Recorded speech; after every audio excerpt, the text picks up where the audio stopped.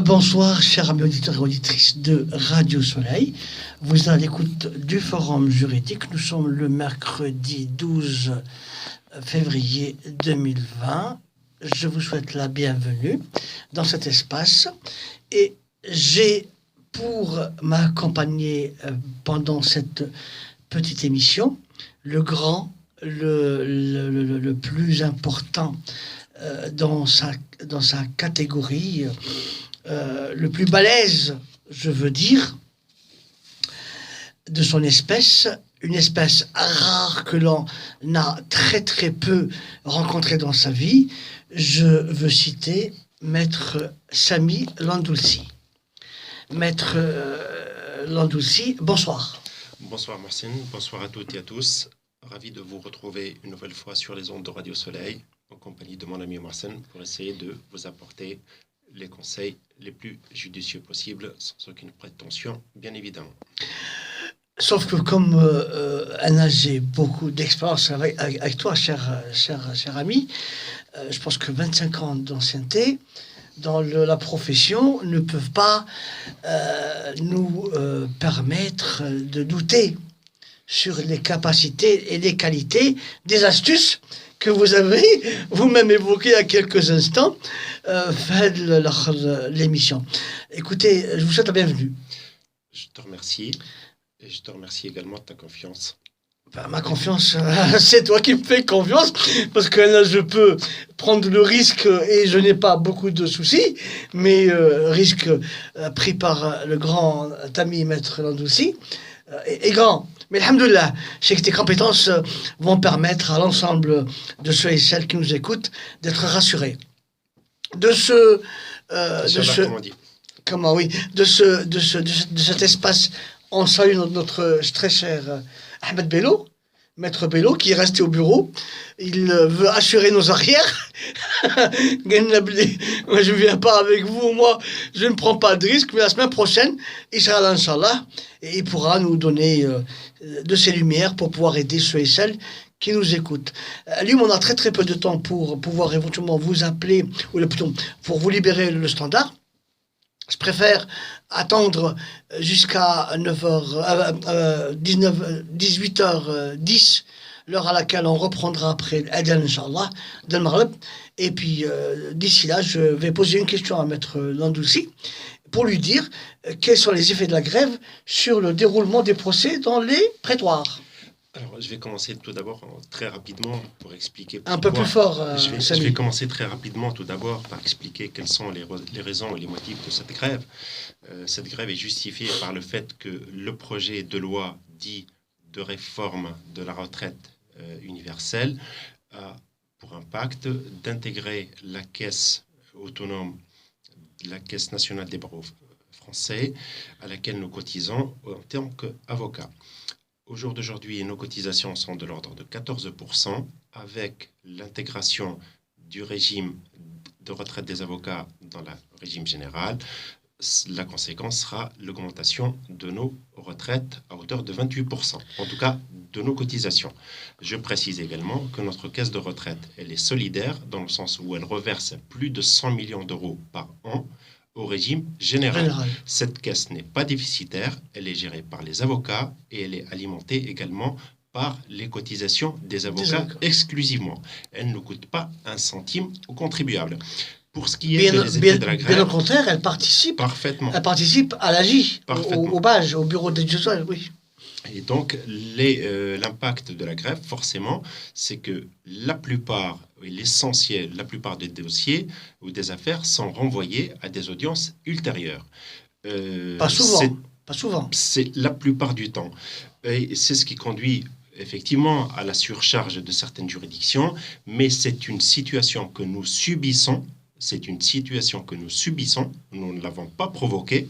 Et donc, la difficulté réside dans ce projet de réforme qui nous est totalement défavorable et qui conduira à terme à la disparition d'un bon nombre de cabinets d'avocats, et particulièrement les avocats qui participent à l'accès ou qui permettent l'accès aux droits des plus démunis, entre autres au titre de l'aide juridictionnelle. Et donc, ce sont les cabinets de proximité, comme si on vous disait, demain, c'est l'avocat, le médecin généraliste, le médecin de quartier, va fermer. Et du coup, vous serez obligé de faire plusieurs kilomètres pour trouver un avocat, et à la condition de pouvoir le payer. Voilà. Et cette situation est généralisée également aux autres activités, puisqu'il y a également ceux de la SNCF qui avaient aussi une caisse spécifique pour eux. Il y a d'autres, ceux de la PHP, dans le de Paris, etc. Donc, tu as représenté, ou tu représentes un corps spécifique qui est le corps des avocats, mais ce système va éventuellement conduire d'autres activités ou d'autres professions à payer également des charges qui sont supérieures à celles payées maintenant et qui peuvent générer des déficits importants pouvant aller jusqu'au dépôt de bilan. Exactement. Exactement, et de toute façon, on appelle ça un régime universel. L'universalité, ça ne veut pas dire mettre tout le monde dans le même sac dans n'importe quelle condition. On ne peut pas habiller tout le monde, excuse-moi de prendre un exemple un peu trivial, mais de pointure 48. Ben non, il faut adapter chacun selon sa situation. Et la situation, en tout cas pour ce qui nous concerne en tant qu'avocat, elle est très particulière. C'est une caisse qui est autonome, mais nous n'avons pas un régime spécial, contrairement à ce que l'on dit. Le souci, c'est que beaucoup nous voient ou vous voient différemment. Il y a l'Aden, on reprendra ce débat pendant 5 ou 6 minutes après. On essaiera de revenir vers vous pour passer l'émission telle qu'elle est. Voilà, à tout de suite. قيام مقبول إن شاء الله. Donc, de retour à notre forum juridique, l'émission qui est bien sûr pas quotidienne, elle est hebdomadaire et qui vous présente quasiment l'ensemble de ce que vous voulez éventuellement avoir comme information sur le droit et des démarches administratives. L'homme, j'accueille le grand avocat, comment dirais-je, de Valdoisois, c'est ça? Ou Valdoisien. Valdoisien, maître Landoulsi Sami. Donc, maître Landoulsi Sami, encore une fois, bonsoir. Bonsoir. Voilà. Et j'espère que pendant cette période heavy, il va pouvoir vous répondre à l'ensemble des questions que vous vous posez, notamment sur le droit de la famille, le droit des étrangers, le droit pénal, un peu de droit fiscal, du droit social, hein, et que sais-je encore. Voilà. Donc pour le contacter, pour nous contacter déjà, vous pouvez composer le 01 43 48 43 43, 01 43 48 43 43. Bonsoir, nous avons déjà des appels. Lila est la première à avoir appelé. Je pense qu'elle a appelé depuis un moment déjà et qu'elle attend ce qu'il a. Donc on ne va pas la retarder encore plus et on va la passer. Bonsoir Lila. Oui, bonsoir, salam alaikum. Wa alaikum salam. Oui, maître, est-ce qu'on a le droit d'acheter une voiture avec un autorisation de travail? Est-ce qu'on peut conduire? Je vais laisser le plaisir à Maître Landoulsi de vous répondre, mais je vais déjà dire que oui, bien sûr, on peut acheter un véhicule avec un récépissé. On peut l'acheter même sans récépissé, même avec un passeport, on peut acheter un véhicule. Sauf que pour le conduire, il faut un permis français ou un permis européen. Et le permis français et européen ne peuvent pas être en possession de quelqu'un qui est sans papier ou qui vient juste de s'installer. Donc, acheter un véhicule, oui. Le conduire, non. À condition que, entre-temps, vous avez déjà déposé votre demande d'échange de permis et que cette démarche a fait l'objet d'une délivrance, d'une attestation autorisant la conduite. Donc, acheter, c'est possible. Conduire, si on a déposé une demande d'échange de permis, oui, c'est possible. si on n'a pas déposé d'échange de permis, ou là, si on conduit avec un permis étranger, on est considéré comme conduire un véhicule à moteur sans permis et sans assurance, même si vous êtes assuré, et l'assurance ne prendra pas en charge les dégâts générés, puisqu'elle n'assure pas les sans permis. J'espère que vous allez pouvoir confirmer ce que je viens de dire, Maître Landouzi. Parfaitement, rien ne vous interdit de faire l'acquisition d'un véhicule, même si vous n'êtes pas en possession d'un titre de séjour. En revanche, il vaut mieux se renseigner préalablement et avant l'achat du véhicule, se renseigner auprès d'une compagnie d'assurance pour savoir si la compagnie d'assurance accepte de vous garantir, accepte de vous assurer. Et à ce moment-là, effectivement, vous pouvez souscrire votre contrat. Bien évidemment, il faut également être titulaire d'un permis de conduire valable pour cette catégorie et qui vous autorise à conduire en France. Comme vous l'a indiqué Mohsen, ça peut être soit un permis de conduire français, soit un permis de conduire européen. Autrement, ça peut être aussi l'attestation qui est délivrée dans l'attente de l'échange de votre permis de conduire national. Je crois que la réponse a été complète. Lila est parti, mais ce n'est pas grave. J'espère qu'elle nous a entendus par le biais de la radio. Et donc, là, je pense qu'on ne peut pas être plus clair que ce qu'on a vraiment dit. Donc, acheter un véhicule, c'est autorisé. On peut l'acheter même quand on est sans papier. Le conduire, c'est une autre affaire. Il va falloir soit être muni d'un permis de conduire français. Et ça, des fois, on peut l'avoir obtenu, être parti et revenir après. Ou là, un permis européen, c'est également possible. À défaut de permis français ou de permis européen, on a l'obligation de se faire obtenir ou se faire délivrer l'attestation de conduite préalable à l'échange du permis. À défaut, on est en conduite sans permis, n'est-ce pas? Et un assureur. Et c'est un délit pénal passible de poursuite devant le tribunal correctionnel. Judiciaire, de prison et amende, bien entendu.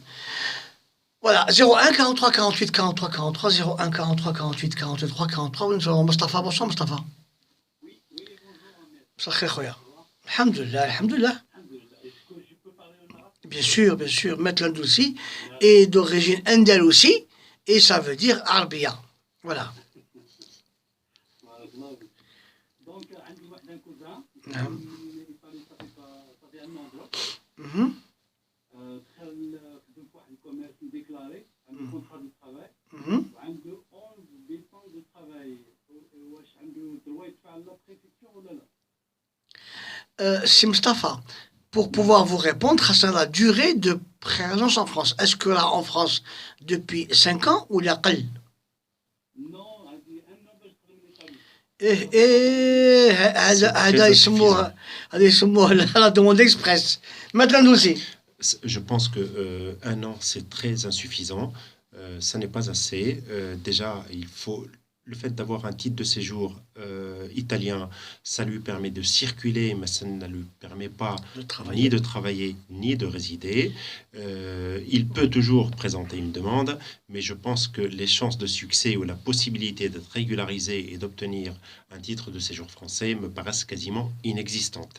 Quand bien même il aurait un contrat de travail avec 11 fiches de paie. C'est très insuffisant. Le Kenneth Seed, il a été un petit peu plus intelligent. Apparemment, il est d'origine marocaine, c'est ça. Maghrebi. La confoco marocain sur le travail permettait à votre ami ou votre protégé de rester en Italie. Et l'employeur aurait fait une demande de validation d'un contrat de travail et il se serait introduit en France au titre de la confoco marocain sans difficulté. S'il avait eu ça, il serait actuellement en France régularisé et il aurait pu travailler sans difficulté. Là, il ne l'a pas fait, donc il est en infraction pénale, hein, SMAT, donc le fait qu'il travaille sans être autorisé est une infraction, et par conséquent, soit il s'nine avant de déposer un dossier à condition qu'il ait obtenu au moins avec la fiche de paye et puis un contrat de travail, ou la snine, si bien sûr, entre-temps, il n'aurait pas de fiche de paye. Voilà. C'est juste pour compléter les propos de Mohsen, quand il dit c'est une infraction pénale, dans le sens où c'est une infraction pénale commise par l'employeur. C'est ça ce que tu voulais dire. Exactement. Voilà. Parce qu'autrement, celui qui travaille en situation irrégulière, ça n'est pas un délit. En revanche, celui qui l'emploie est passible de poursuites pénales pour travail non déclaré et l'emploi d'un étranger en situation irrégulière. Sauf que le séjour irrégulier est un délit. Le fait d'avoir dépassé... Il n'est plus. Il n'est plus, ça a été abrogé. Il n'est plus. Il n'est plus. C'est-à-dire, Non, c'est certain. le séjour en séjour irrégulier est un... Il peut y avoir des sanctions administratives prises par la préfecture dans le sens où on vous interdit le retour sur le territoire français, en même temps qu'une obligation de quitter le territoire qui peut être sans délai ou avec un délai de départ volontaire de 30 jours, mais les poursuites pénales ou le délit pour séjour irrégulier n'existe plus. Donc l'ILE n'existe plus. N'existe plus. Il ne peut pas y avoir de poursuite pour ILE. Ça c'est une très bonne... Heureusement que je t'ai invité aujourd'hui alors. Je vérifierai encore, mais j'en suis quasiment sûr, certain. Et pour cause, les JLD, jusqu'à il y a à peu près une semaine, ils ont confirmé le maintien en rétention de quelqu'un pour ILE. Oui, mais ça, c'est pas une poursuite pénale. C'est la conséquence judiciaire, parce qu'effectivement, ça met en cause la liberté d'aller et venir, suite à une décision administrative qui lui enjoint de quitter le territoire. Et donc, pour s'assurer ou faire en sorte effectivement qu'il ne se soustrait pas à la mesure d'éloignement, on le place en rétention. Le fondement juridique qui a permis la mise en rétention, c'est l'infraction ILE, infraction sur la législation des étrangers. Le JLD qui a écrit en toutes lettres ILE. Je suis un peu têtu, mais c'est une infraction à la législation sur les étrangers. Je le suis également. C'est pas une infraction au code pénal, c'est une infraction au code de l'entrée et du séjour des étrangers en France. Cher maître, si j'ai bonne mémoire, et je pense que ta mémoire elle est meilleure que la mienne, jusqu'alors, l'ordonnance 45 était dans le code pénal. Oui, mais il n'y a plus, parce que ça a été codifié depuis plus de 10 ans. Et je me souviens très bien... Elle était en dernière partie du code pénal, tu te rappelles? Je me souviens très bien, et toi aussi je pense, que nous avons eu des situations devant le JLD, le juge des libertés et de la détention à Bobigny, et il y a une dizaine d'années, et les étrangers à qui on reprochait l'infraction de séjour irrégulier qui était placé en garde à vue, ça a été censuré, ils ont été remis en liberté parce que ce n'est pas un délit. Eh bien, tant mieux, voilà. C'était à Bobigny. Donc, le débat à Bobigny, c'était... Non, mais moi, je me rappelle de l'affaire du dimanche, quand on a été que la juge des libertés, elle t'a dit, c'est pas la peine d'aller jusqu'au bout, je prends le dernier motif pour annuler, puis vas-y, c'est pas la peine de continuer. Ah, tu te souviens pas de ça ou jamais? Si, je me souviens très bien. C'était un dimanche. On avait soulevé des nullités. Des nullités, puis... Parce que, alors très rapidement, c'était un étranger qui a été placé en rétention. Normalement, il fallait informer... D'ailleurs, maintenant, il est français. Voilà, on a informé le procureur de la République, sauf qu'on lui a envoyé un fax, et en vérifiant, ce fax n'a jamais été envoyé, n'est jamais passé. Il n'a pas été envoyé. Informé en définitive, et le juge de liberté a annulé. Tout simplement. Donc ça, c'est pour revenir à dire que l'absence de régularité dans une procédure entraîne sa nullité. Tout simplement. Voilà. Alors, maintenant, c'est un peu plus difficile parce qu'effectivement, la loi est de plus en plus sévère et donc, je dirais quasiment, il faut justifier d'un grief causé à l'étranger parce que dans l'absence de notification ou de non-respect des droits. Ou à la procédure. Ou à la procédure. Voilà. 01 43 48 43 43. Bonsoir, Mohamed. Bonsoir, maître pluriel. Exactement. Merci, bonsoir. Voilà. Moi, je vous appelle, en fait, c'est un peu le même cas que, c'est pas vraiment le même cas. J'ai un beau-frère qui a déposé un dossier tout récemment pour un examen de situation. Sauf lui, il avait plus de 5 ans et tous les documents étaient OK, sauf un seul hic, on l'a bloqué parce que son hébergeur n'avait pas l'adresse sur sa carte de séjour. Parce qu'en fait, son hébergeur, il a sa petite famille dans le nord de la France, mais lui, il travaille sur l'île de France. Mais son bail de son appartement, il est à son nom. L'adresse de la taxe d'habitation est à son nom, sauf que sur la carte de séjour de son hébergeur, il n'y a pas l'adresse de l'Argent-Paille. Il y a l'adresse du Nord. Du Nord. Voilà. Maître Landouci. Alors très sincèrement, ça me paraît un peu curieux comme motif de refus, parce que l'hébergeant a produit non seulement une copie de sa carte de séjour, certes, il n'y avait peut-être plus ou pas la bonne adresse, mais il a également produit en même temps une quittance de loyer, l'avis d'imposition, le bail. Donc voilà, à ma connaissance... Excusez-moi de vous interrompre, même ils ont fait un certificat d'hébergement qu'ils ont fait égaliser à la mairie. Ils ont fait voter à la mairie ensemble, Oui. ils ont fait un certificat d'hébergement qui était plus ou moins égalisé par comment on appelle ça, par un employé du service d'état civil. Et d'autant plus apparemment, que... la personne lui a dit que normalement c'est pas valable. En plus, si vous voulez, la personne dont vous parlez qui s'est vue refuser la régularisation n'y est pour rien.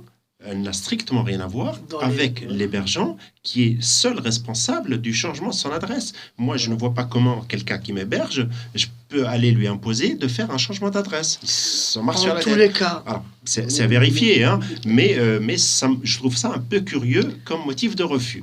D'expérience au dépôt. Et d'ailleurs, on ne peut pas dire que c'est un hébergement. On peut difficilement dire que c'est un hébergement de complaisance parce que la décision de refus, on lui a notifié, c'est chez cet hébergeant. Donc ça confirme bien que c'est le domicile réel. Et c'est chercher des difficultés là où il n'y en a pas. En tous les Mais cas, je ne suis pas étonné non plus. En tous les cas, d'expérience, moi je sais qu'un dossier sur lequel l'adresse n'est pas bonne n'est pas pris. Déjà, à Bobigny ou à Paris, ils ne le prennent pas déjà. D'accord? Il n'est pas beau, c'est à la sous-préfecture de Sarcelles, dans le Val d'Oise. Oui, ben donc c'est chez toi ça. Oui, c'est chez moi, mais je n'ai C'est pas chez la toi. connaissance qu'on fasse des choses comme ça chez moi. Voilà. En tous les cas, J'ai bien fait de venir, moi, ce genre de dossier, ils ne les prennent pas du tout. Et pour cause, ils estiment que tout étranger a l'obligation réglementaire de faire modifier dans les 15 jours son adresse ce document d'identité. Tout étranger. Le français n'a pas cette obligation. Mais l'étranger a l'obligation, dans les 15 jours de changement d'adresse, d'y faire 8 jours. Ben, c'est encore 8 jours. Donc, sous 8 jours, l'obligation de faire modifier cette information sur le truc. Donc, l'infraction, c'était pas celui qui demandait un titre sur qui la communauté, c'est celui qui lui a donné l'hébergement. Donc, on n'aurait pas dû le réprimer, quoique, malgré mes connaissances et mon insistance, je me suis fait refuser le dépôt de dossier de personnes qui n'avaient pas la bonne adresse, et c'est vrai, vous avez raison. Voilà. Un recours pourra être fait, et certainement que le juge qui a un pouvoir de contrôle sur le travail de l'administration pourra censurer, le juge d'excès de pouvoir pourra censurer la décision et la faire annuler. Alors, juste une précision, s'il vous plaît. Est-ce que ce motif de refus figure noir sur blanc sur la décision qu'il a reçue? Non, elle lui a dit il faudra que... Voilà. Non, rien du tout. Elle lui a dit juste que pour que Voilà. l'hébergeur change d'adresse, voilà. C'est bien ce que je pensais. Donc c'est au Parce dépôt, que si c'est au c'était- dépôt ça. C'est au moment où il allait déposer. Voilà, ouais, déposer, elle lui a rempli le dossier, on t'a dit non. Ben oui, Voilà. donc c'est bon. Donc, Voilà, oui, qu'on lui écrive alors. Voilà. Voilà, parce que c'est bien ce que je vous disais. À ma connaissance, ça ils ne vont fait pas pas partie écrire. des motifs de refus. Ils vont pas Autrement, écrire, ils vont on pas serait bien empressé de lui faire savoir par écrit. La preuve qu'on lui a dit verbalement, il aura tout le mal du monde à le prouver. Parce que c'est Mais de toute façon, il peut très bien faire un courrier recommandé qu'il adressera au préfet pour expliquer la situation et justifier que l'hébergeant habite bel et bien à tel endroit et qu'il a produit son bail, à la limite sa taxe d'habitation, si elle existe encore, et sa facture EDF, l'assurance habitation et sa facture de téléphone. C'est largement suffisant. Même carrément, il y a un élu de la mairie de Garges-Gonesse, qui m'avait proposé de carrément faire un courrier au préfet. Ouais. Ben, qu'il le fasse. Qu'il le fasse. C'est pas pour voler au secours de l'hébergeant, mais probablement l'hébergeant a voulu ou a essayé de faire la démarche de prendre rendez-vous pour faire changer son adresse, et ça a les pris du difficultés temps. que vous connaissez, Les tout comme rendez-vous. moi, pour avoir un rendez-vous, l'ont probablement empêché d'avoir un rendez-vous pour aller faire son changement d'adresse. Il y a ça aussi qui est possible. En tous les cas, Lui, sa famille est dans le Nord, il travaille sur l'aéroport de Paris, il dépêche dès qu'il a eu ses jours de repos, elle est auprès de ses enfants, quoi, l'hébergeur. En tous les cas, au titre de la loi du 12 avril 2000, toute administré a le pouvoir de déposer une requête au tribunal pour se voir examiner une demande au mépris des refus de l'administration et obtenir une décision qui ordonne au préfet ou à l'administration d'examiner la demande au titre de cette loi. Voilà. 01 43 48 43 43. 01 43 48 43 43. Bonsoir Hana. Hana, bonsoir. Tfadl. Mhm. Mhm. Mhm. Et en fait, vu que je suis mariée là-bas, j'ai ma carte de séjour là-bas. Et le problème, c'est que depuis que je me suis partie d'ici, en fait, j'ai pas déclaré mes impôts, j'ai ma sécurité sociale qui a fermé mon compte. Et du coup, je voulais savoir comment ça se passe pour renouveler ma carte de séjour. Depuis quand vous êtes parti, Hana? Depuis 5 ans. Waouh. Donc, Mais vu que je fais beaucoup d'allers-retours, Mhm. vu que ma carte de séjour prend fin au mois de septembre, comme je veux garder quand même le papier français, on ne sait jamais si un jour de notre vie, si le dégage au moins j'avais, je vais en France. Mhm. alors, vous avez une carte de séjour de 10 ans, si j'ai bien compris. Carte de résidence, oui. Oui. Alors, normalement, quand on s'absente du territoire français pendant 3 ans, la carte de séjour, elle est périmée. Pour ce qui vous concerne, on ne peut pas considérer que vous vous êtes absenté pendant 3 ans. Ce sont des absences irrégulières ou intermittentes, mais de toute façon, vous revenez de temps à autre. Et donc, déjà, il n'y a pas d'absence continue pendant 3 ans. Sauf que, au moment où vous allez vous présenter pour renouveler votre carte de séjour, on va vous demander des justificatifs, notamment votre avis d'imposition. Les 3 dernières. L'avis d'imposition plus les justificatifs selon lesquels vous vivez ici. Mais ce que je sais aussi, c'est que le renouvellement, normalement, il est de plein droit. Donc, si vous pouvez prouver effectivement que vous avez un domicile ici, que vous vivez entre la France et les États-Unis, je pense que ça devrait passer dans la mesure où le texte dit le renouvellement est de plein droit. Vous êtes de quelle nationalité, madame? Marocaine. Donc, vous relevez des dispositions de soit l'accord franco-marocain, soit le code d'entrée et de séjour des étrangers en France. Et donc, c'est quasiment à l'identique, dans le sens où le renouvellement du titre de séjour est de plein droit, de 10 ans.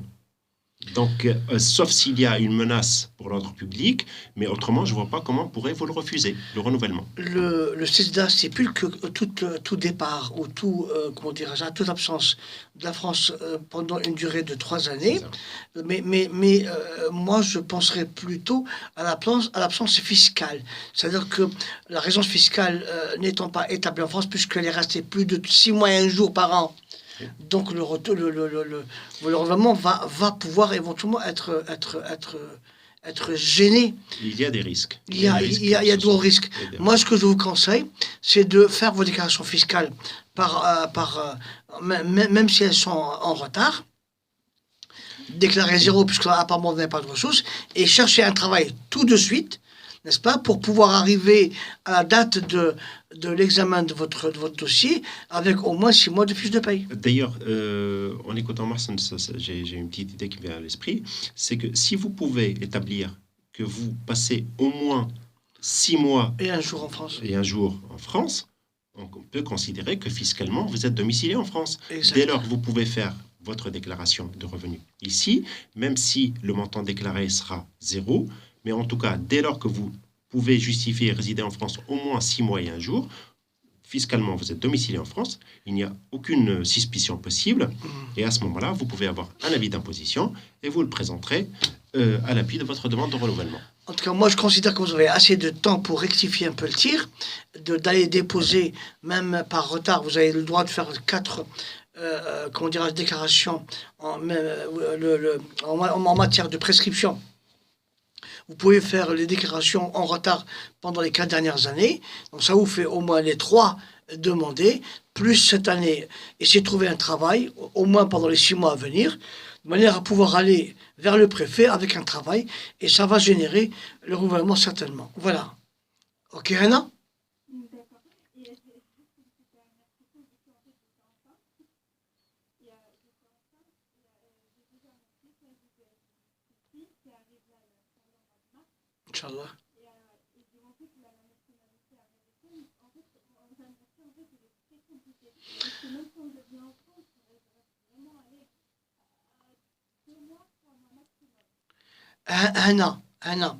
La complication de votre situation mérite qu'on se voit au bureau ou là au cabinet de mettre Landulti. Donc je vous conseille de prendre le numéro en fin d'émission et de nous contacter pour pouvoir mieux examiner votre cas particulier de manière à pouvoir générer des solutions plus rassurantes et certaines. En tous les cas, l'enfant qui est né en France ne sera pas français si vous ou votre mari. Non, en fait, non, il n'est pas né en France. Non, le hada, la fille qui va venir. En fait, là, il va naître en Amérique. Ah, radit touché. Ouais.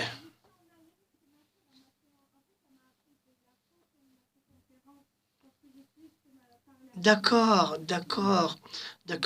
Mais est-ce que vous êtes américaine ou là vous êtes juste résidente aux États-Unis? Et bientôt vous allez pouvoir être américaine, Inch'Allah. Puisque vos enfants sont américains. La naissance aux États-Unis et au Canada et en Australie permet d'être citoyen américain, canadien ou australien. C'est pas comme en France. En France, il faudrait une double naissance, le père ou la mère et l'enfant. Mais aux États-Unis, la simple naissance pourrait permettre le droit au sol.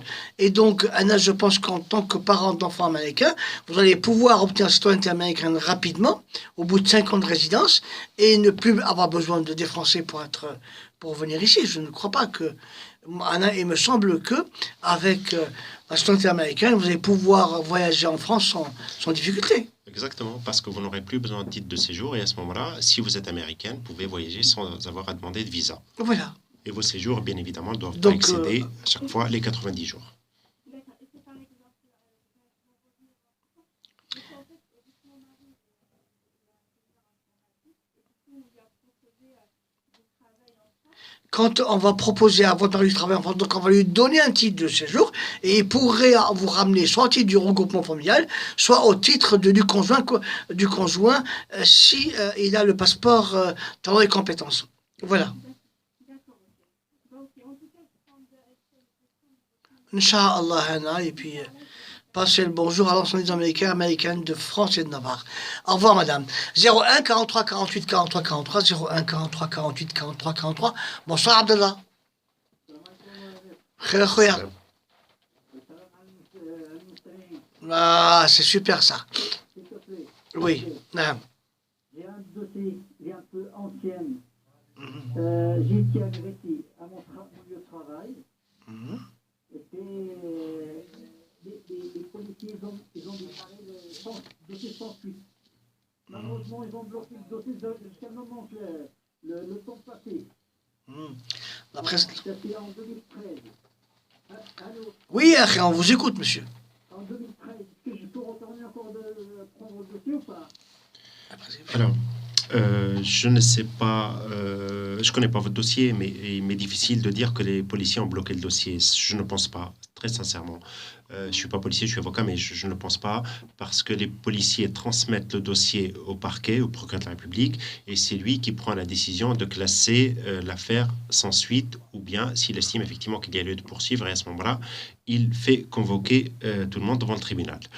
2013. 2020, ça fait 7 ans.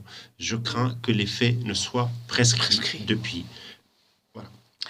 Monsieur... Mais, pardon, juste un mot. Rien ne vous interdit de faire une démarche au tribunal pour essayer de récupérer ou de voir quelle est la décision qui avait été prise à l'époque et récupérer aussi le procès-verbal d'enquête par le biais d'un avocat pour connaître quelles sont les investigations qui ont été faites. Mais ce ne sont pas les policiers qui prennent la décision de classer sans suite, c'est le procureur de la République qui est un magistrat. C'est Abdallah. Tout acte judiciaire tout acte judiciaire peut bloquer la prescription. Donc il se pourrait que le parquet a fait des diligences après 2013, mais c'était en 2017 ou 2018, et que l'affaire n'est pas prescrite. Donc il faudrait mieux aller voir un avocat pour aider, pour gérer cette affaire. Et d'ailleurs, même si l'affaire avait été classée sans suite à l'époque, rien ne vous interdisait de reprendre la main, comme on dit, et de faire délivrer une citation devant le tribunal correctionnel à la personne qui vous a agressé, et même à votre employeur, parce qu'il est responsable de votre sécurité. Il doit veiller à ce que l'exécution de votre contrat de travail se déroule dans des conditions normales, qu'il n'y ait pas d'atteinte ni à votre sécurité, ni à votre intégrité physique ou mentale. Maître, quand j'ai fait ma plainte et tout, j'ai pris un avocat. Oui. Et cet avocat, il m'a dit, les policiers, ils ont bloqué le dossier chez eux. Mais non, honnêtement, je ne sais pas si vous avez compris ou s'il n'y a pas un malentendu, mais il m'est difficile de me prononcer sur un dossier que je ne connais pas. Mais ce dont je suis certain, ce ne sont pas les fonctionnaires de police qui bloquent les dossiers. Voilà. C'est Abdullah. Quand un dossier est bloqué au niveau du commissariat, c'est qu'il y a une instruction en cours, ils sont en train d'instruire l'affaire, même pas de le transmettre au parquet. L'avocat avait la capacité ou la possibilité d'écrire au procureur de la République pour lui demander où en est l'affaire. Et le procureur de la République aurait pu voir avec la police pour savoir où est-ce qu'ils sont et demander le rapatriement ou ce qu'on appelle le soit transmis. Donc, Anna, à mon avis, il y a quelque chose qui n'a pas été régulière dans la procédure. Parce qu'il arrive très souvent que les enquêtes prennent du temps. Les services de police sont particulièrement débordés, il faut le dire. Ils ont énormément de travail. Donc l'enquête, elle prend du temps aussi. Le temps de convoquer les uns et les autres, de les auditionner, de faire les confrontations. Donc tout ça prend du temps. Exactement. Et donc...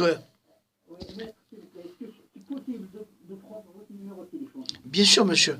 Attendez en fin d'émission. Alors 06 52 54 34 34 30. 30. Au revoir Abdullah. 01 43 48 43 43 01 43 48 43 43. Bonsoir Amel. Bonsoir madame.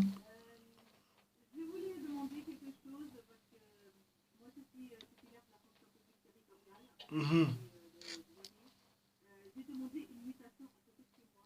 Le maire, il m'a accordé cette mutation. J'arrive sur place, dans la nouvelle mairie.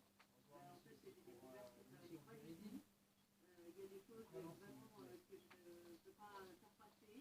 Et j'avais souhaité être partie. Je voulais savoir s'il y a un recours pour que je puisse... S'il y a un droit de rétractation, parce que comme ça, je puisse intégrer en fait mon poste.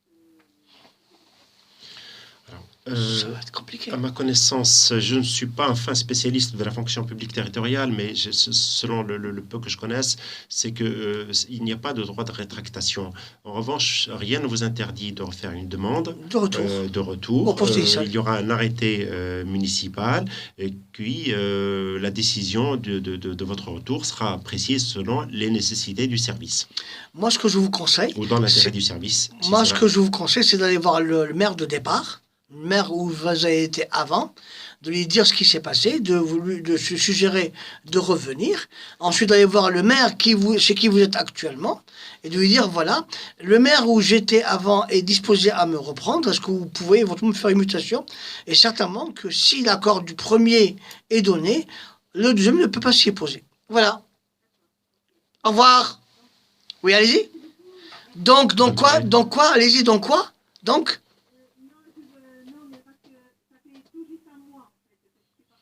même un jour, parce que ce n'est pas une mutation qui vous a été obligée, c'est une demande personnelle, c'est une démarche personnelle, volontaire. C'est vous qui avez demandé. Donc, Anna, à mon sens, Tant que c'est encore frais, allez voir le maire de départ, dites-lui que vous voulez revenir parce que vous avez été mal accueilli là-bas. Allez voir le maire d'arrivée pour lui dire que vous voulez revenir au motif que vous rencontrez des difficultés dans cette mairie.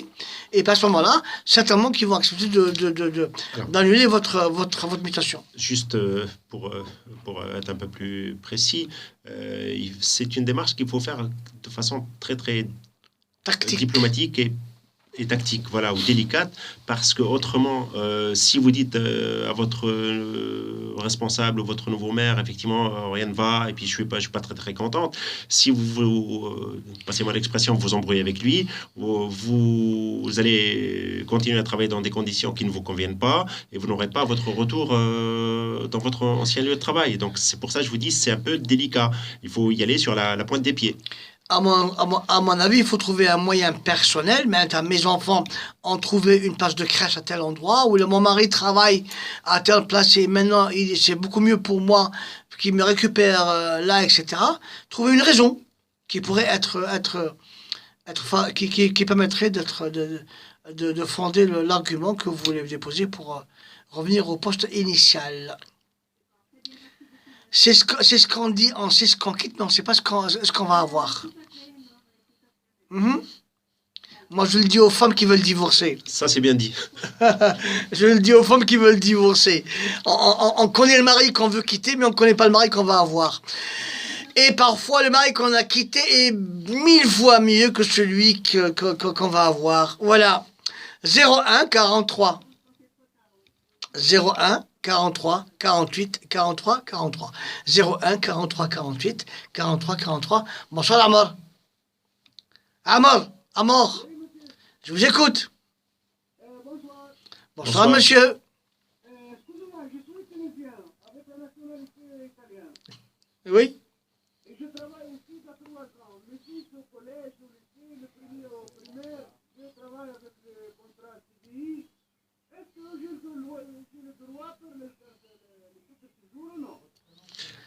Alors, نجاوبك بالعربي كتحب؟ اوكي. alors اذا كان عندك الجنسيه الايطاليه ما تستحقش كارت سيجور هنا في فرنسا. علاش؟ على خاطر vous êtes considéré يعتبروك انك ressortissant européen. دونك ما تستحقش كارت سيجور لا انت ولا ولادك. لا كارت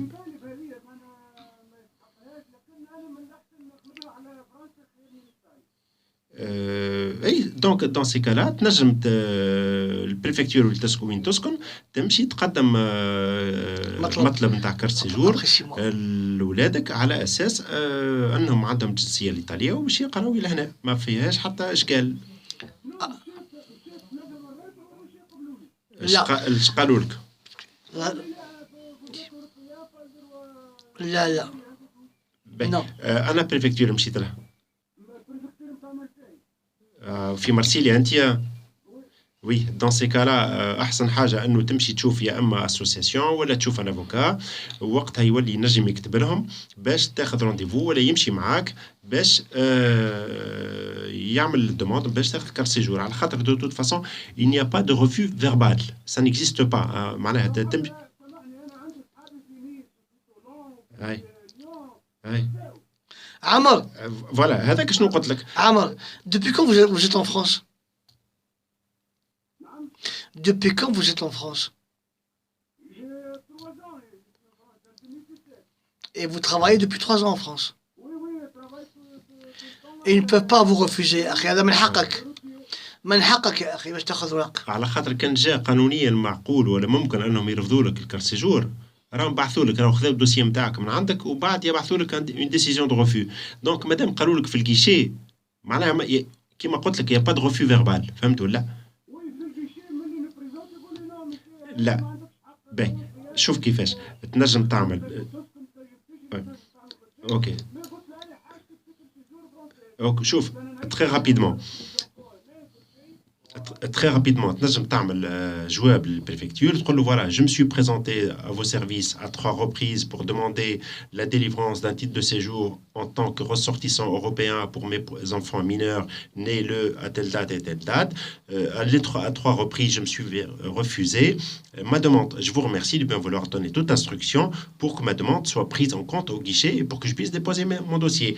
Et si vous n'avez pas de réponse, à ce moment-là, vous irez voir soit un avocat, soit une association pour vous aider à faire un recours devant le tribunal.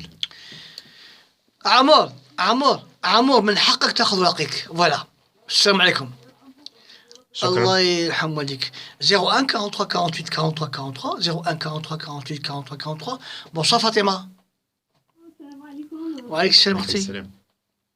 Voilà, moi j'ai un petit problème avec cette église. Mhm. Le problème, le 19 ans, j'avais une installation avec une moto, que je ne savais pas réguler. J'ai marche arrière, et tout à coup j'ai renversé une moto que je n'ai pas senti. Tout à coup, j'ai été convoquée par la police. Mhm. Et la police, de toute façon, ils m'ont dit non, c'est pas grave, parce que c'est un truc qui arrive, parce que j'ai pas vu. Tout à coup, le propriétaire de la moto, et là, ils ont dit qu'ils ont regardé les vidéos de la rue où j'étais. Oui. De toute façon, moi j'ai payé l'assurance et tout. De toute façon, le tribunal, il a placé suspendu. Le problème, quand le policier m'a sorti, pourquoi j'ai plein de PD. Et quand je regardais, j'ai pas changé l'adresse de la carte. Et moi, je ne savais pas. Je croyais que c'était automatiquement le changement d'adresse. Et voilà. Maintenant, le policier m'a conseillé d'aller voir les impôts et dire comme quoi je n'ai pas changé l'adresse, comme quoi je ne paye pas la majoration. Les pénalités, oui. Alors, vous pouvez demander une remise des majorations ou des pénalités de retard en expliquant effectivement que vous étiez de bonne foi et que vous ne saviez pas, même si, que vous ne saviez pas que c'était obligatoire de procéder à un changement d'adresse pour, quand on achète ou on fait immatriculer un nouveau véhicule. Vous expliquerez, vous essayez de faire valoir votre bonne foi. Voilà. Il faudrait faire un courrier, madame, à l'assiette du Trésor public, ou là même à l'officier ministériel du parquet, leur dire voilà, j'ai déménagé à telle date, entre-temps j'ai mandaté quelqu'un pour me voir modifier l'adresse, mais malheureusement il ne l'a pas fait, pensant que être de bonne foi et être dans mon droit, genre j'ai continué à rouler avec le véhicule. Et entre-temps, il y a eu des amendes. Je vous prie de bien vouloir me faire une remise gracieuse des amendes, des pénalités d'amende et me permettre de payer le principal que je vais tout de suite honorer. Et à partir de là, vous aurez une réponse et je suis certain que vous aurez un avis favorable, Inch'Allah. Et vous pouvez même demander des délais de paiement si c'est des sommes importantes. Le montant, je le fais.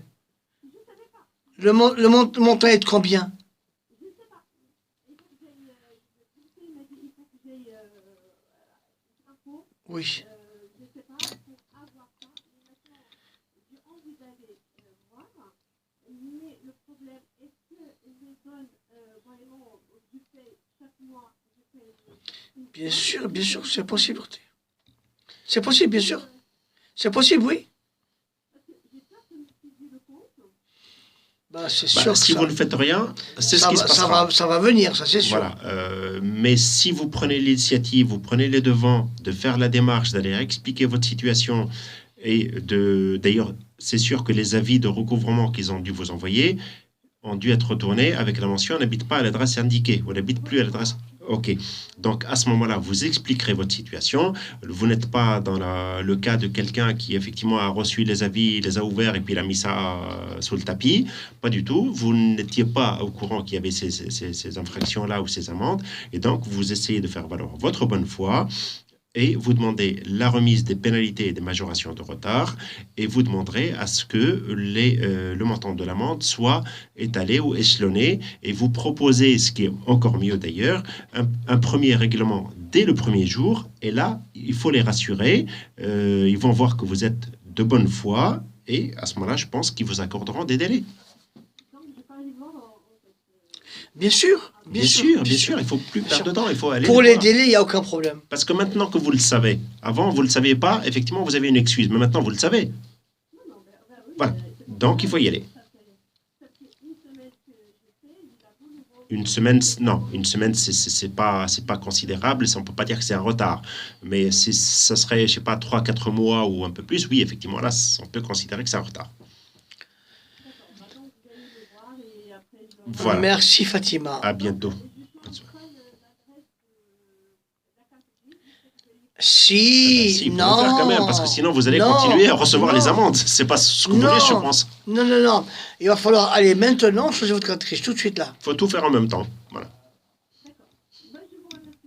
Merci. Au revoir, madame. Et d'ailleurs, le changement de carte grise, je crois que vous pouvez même le faire sur Internet. C'est encore mieux. Vous n'aurez pas à vous déplacer dimanche après-midi dans votre fauteuil, vous pouvez le faire.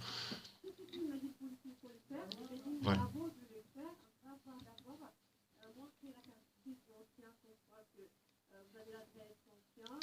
Vous pouvez faire des photocopies, madame. C'est ça. Inch'Allah. Bonne soirée. Merci, madame. Merci beaucoup. 01 43 48 43 43, 01 43 48 43 43. Bonsoir, Keltoum. Keltoum. On l'a perdu. On a perdu. Donc, pour... Oui. Ah. Non, aller revenu. Une fausse alerte. Une fausse alerte. Bonsoir, madame.